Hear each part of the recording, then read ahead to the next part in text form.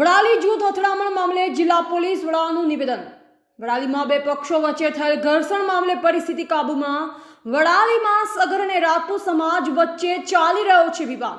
યુવક યુવતીના પ્રેમ લગ્ન મામલે છેલ્લા 1 વર્ષથી ચાલી રહી છે આ બબાલ। ડીવાયએસપી સહિતનો કાફલો વડાલીમાં ખડકાયો।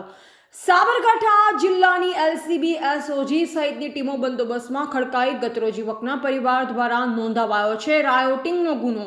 અન્ય ગુનો નોંધાય ત્યાં સુધી પોલીસનો રહેશે બંદોબસ્ત। વડાલીમાં હાલના તબક્કે સ્થિતિ પર મેળવવા કાબુ। ટોળાએ વાહનો મકાનો સહિત માલ સામાને પહોંચાડ્યું છે નુકસાન। રિપોર્ટર જયેશ ઠાકોર સાથે શૈલેષ પટેલ, જિલ્લા બ્યુરો ચીફ, સાબરકાંઠા।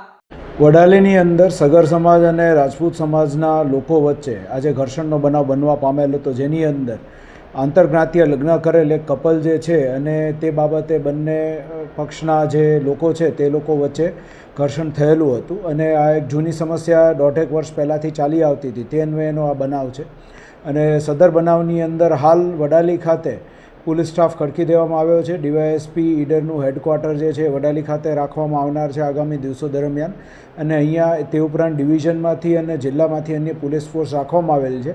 હાલ બંને પક્ષના આગેવાનો સાથે મધ્યસ્થી થયેલી છે। ગઈકાલે પણ એ લોકોએ બાંહેધરી આ બાબતે લીધેલી હતી અને તે બાબતે અત્યારે બંને પક્ષના આગેવાનો દ્વારા પોતાના સમાજના યુવાનોને સમજ આપવામાં આવેલી છે અને હાલ પરિસ્થિતિ કાબૂમાં છે। આગળ જે પ્રમાણે ફરિયાદ આવશે તે પ્રમાણે ફરિયાદ દાખલ કરી પોલીસ દ્વારા કાયદેસરની કાર્યવાહી હાથ ધરવામાં આવશે। સાહેબ, આમાં કોઈ સરકારી મુદ્દા માલે નુકસાન થયું હોય એવી કોઈ વિગત છે? ના।